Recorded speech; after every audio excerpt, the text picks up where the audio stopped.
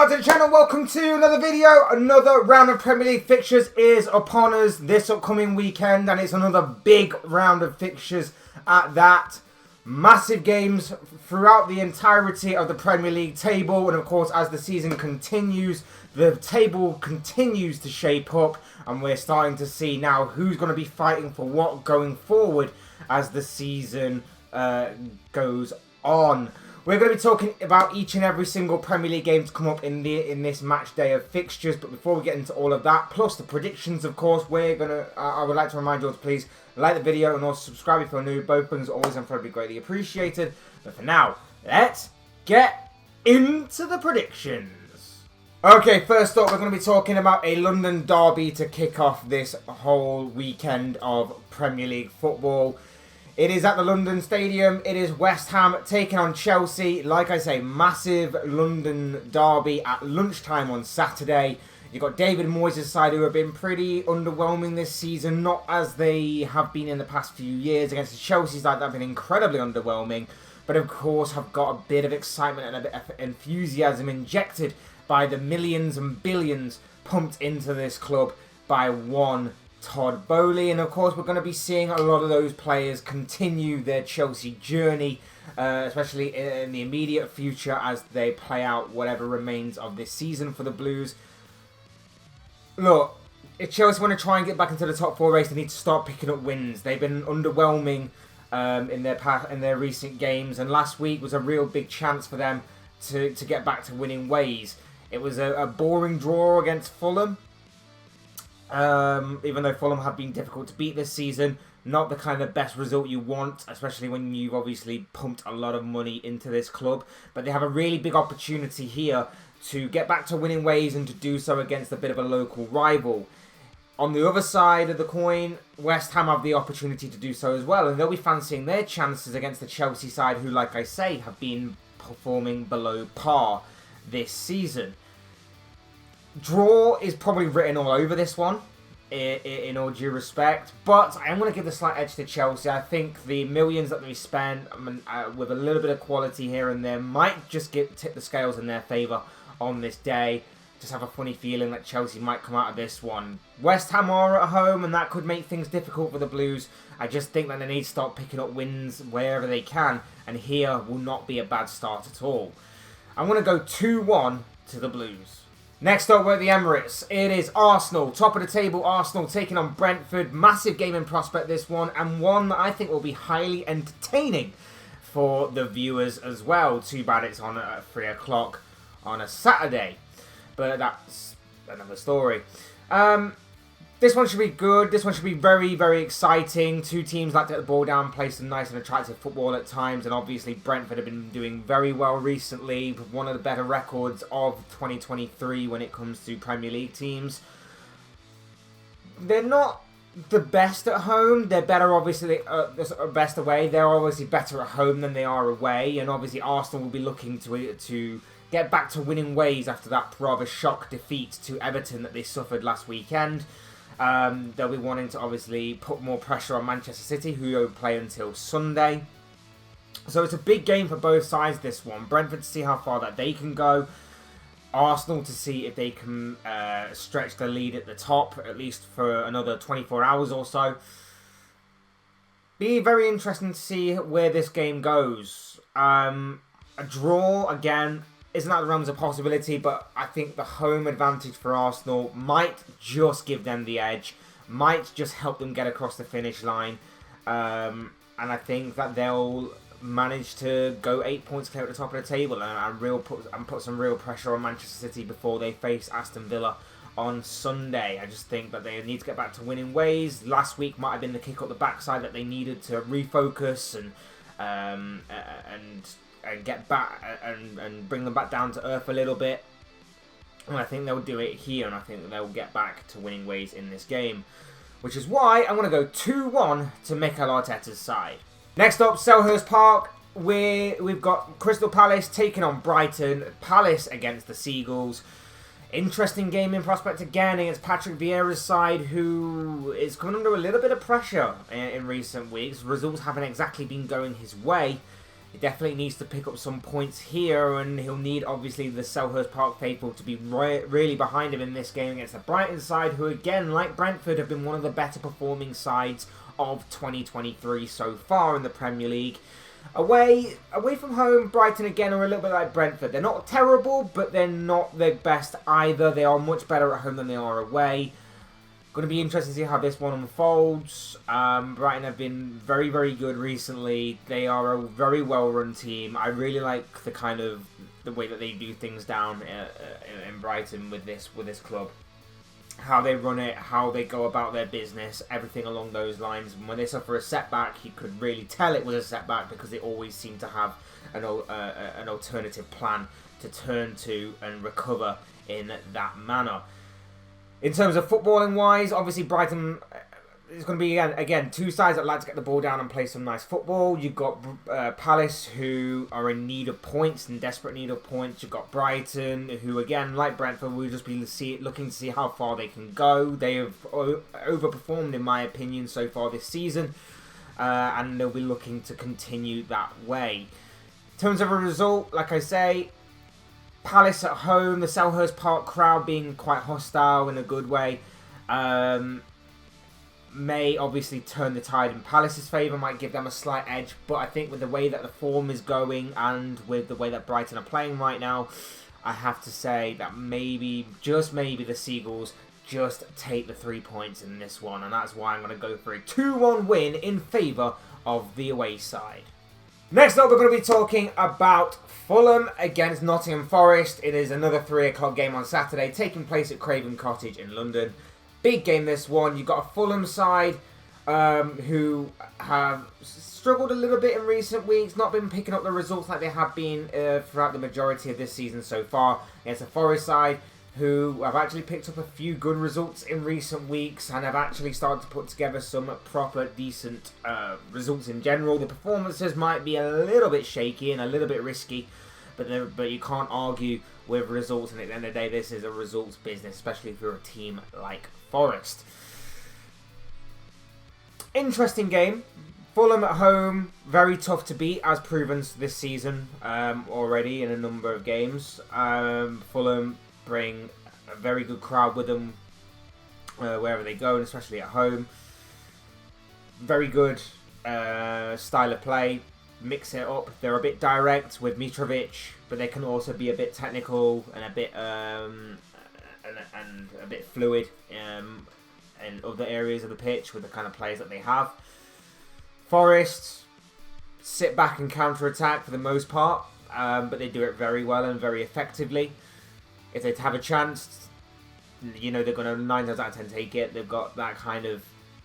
You saw that last week against Leeds. Could again be a very difficult game to call. Draw, possible. But I'm going to give a slight edge to Fulham. I just think when it comes to attacking wise, I think they just have the edge. And especially if Mitrovic is back amongst the goals again, he very well could be the difference maker in this game. And that is why I'm going to go 2-1 to Fulham. Next up, we're at the King Power Stadium. It is Leicester City taking on Tottenham. A massive game in prospect, this one. Leicester side, who of course beat Aston Villa last time out. Big win for the Foxes there. And again, and a Spurs side who got back to winning ways themselves last week. They beat Manchester City by 1-0. A big game there. A big victory, that one. And of course, something that a lot of Tottenham fans were extremely happy about. To say that obviously it might have helped Arsenal. They were more focused on their own team, which was good to see. And of course, it was a very good performance from Spurs, and they'll be hoping that it continues in this game. However, you do have to be slightly concerned because this is Tottenham, and this would be textbook Tottenham if they were to go and play Manchester City, albeit at home. Go and play Manchester City, beat them with a very solid performance, and then go to a team like Leicester, who, with all due respect, are still very good on their day, still got a lot of good players there, but have been very underwhelming for the past couple of seasons now, and lose. I'm just very intrigued to see how this game will go.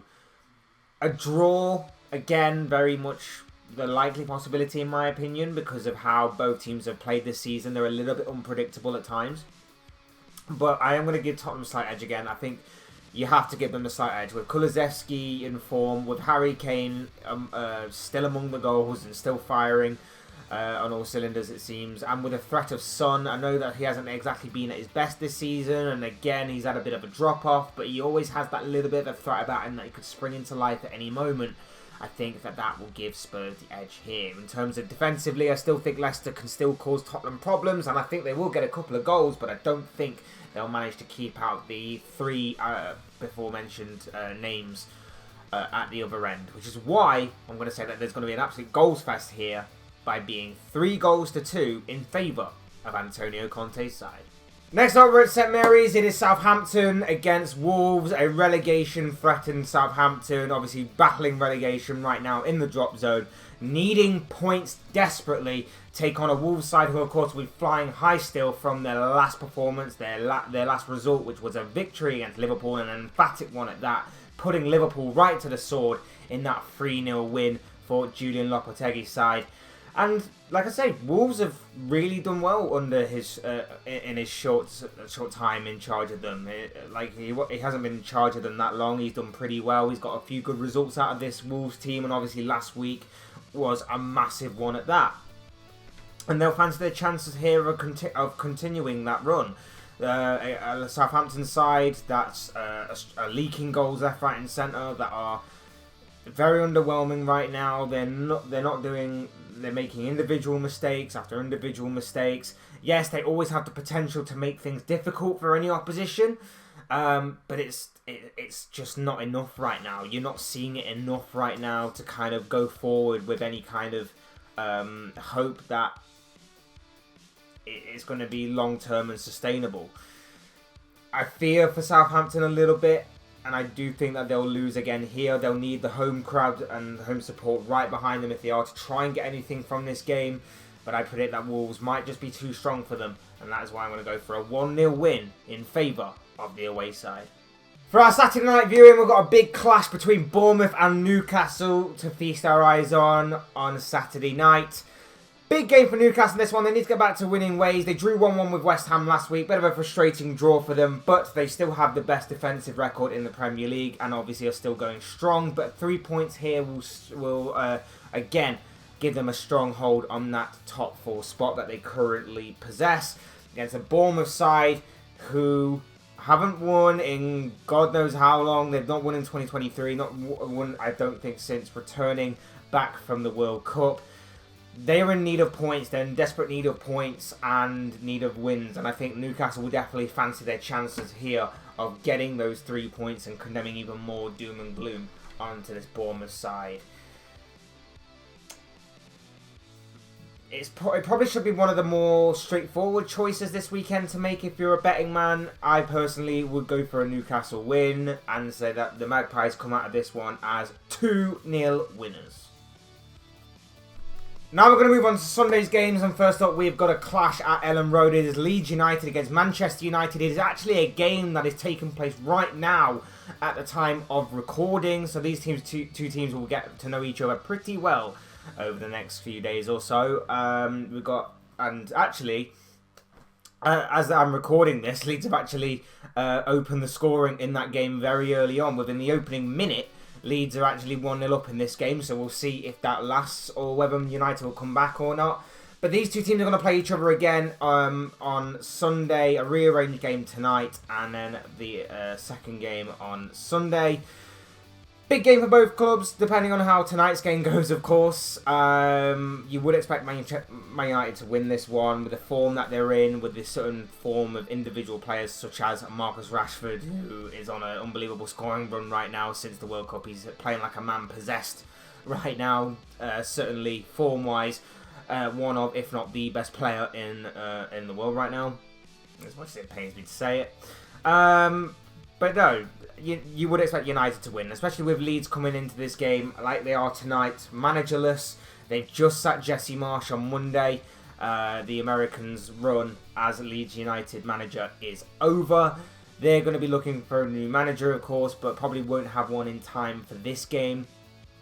And it'll be interesting to see what direction Leeds do go from here. Does that inspire the players? It seems to have already inspired them with them going 1-0 up. In that sort of, they have now an opportunity to impress any potential new managers that the club is looking at, and so on and so forth. That kind of new manager bounce that, you know, we saw work so well last week with Everton against Arsenal. That might happen again here. We'll see. We'll see, obviously, if that continues or whether or not United will bounce back or whether they will bounce back in this game. Without knowing too much, and obviously a lot can happen within the next few days or so, and especially tonight in tonight's game, safe money would probably be on Manchester United to win, which is why I'm going to go for a 2-0 win in favour of United. Next up, we're at the Etihad Stadium is Manchester City against Aston Villa, and my oh my, after the week that Manchester City have had, they'll be desperate to get back on that pitch. They'll be desperate just to get back on that pitch. But how much has the news off the pitch affected the team? Obviously, we've seen City this season, and they haven't been as relentless or as or as ruthless as we've known them to be. Hence why they've dropped so many points early on this season. And obviously, last week was no different. You could argue, okay, it's at the Tottenham Hotspur Stadium against Tottenham, in which is kind of like a bit of a bogey team for them.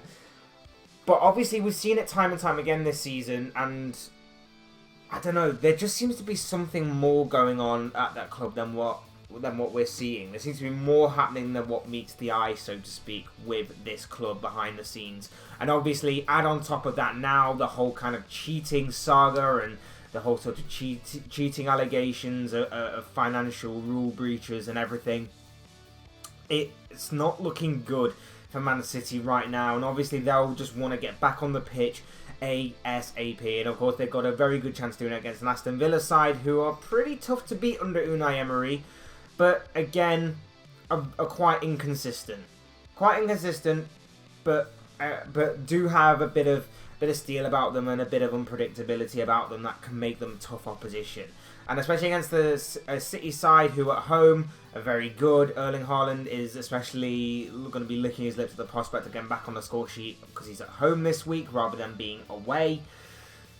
You'd have to probably give the edge to Man City. But, of course, I don't think you should discredit Aston Villa at all or see this as a foregone conclusion. I think Villa themselves might fancy their chances of really rubbing salt into the wounds of City after this past week in which they lost to Tottenham and obviously had these cheating allegations brought out against them. How much has that affected the club? How much has that affected the team and the manager and everything? Because you can kind of tell that Guardiola's not exactly the cool, calm, collected kind of guy that 9 times out of 10 when he's winning and everything's going right in his world, he comes across as. So this one's going to be very interesting, but I do think that City will get the win, and that is why I'm going to go 2-1 in favour of Manchester City. And finally, in what I believe to be the biggest game of this round of fixtures, the biggest highlight of the upcoming Premier League games coming on this match day, it is a Merseyside Derby. It is at Anfield. It is Liverpool in the red corner against Everton in the blue corner. Jesus Christ. Please, Liverpool, do not lose this game. Please, for the love of God, do not lose this game. Look, last week was something rare in football. It was a joyous occasion for Everton. It was a joyous weekend for them, and an absolute dismal, disappointing, frustrating and humiliating one for Liverpool. Everton went into that game against Arsenal with being the ultimate underdogs and came out as 1-0 winners. Liverpool went into a game against Wolves, who are the lowest scorers in the division, and was on the receiving end of a 3-0 battering.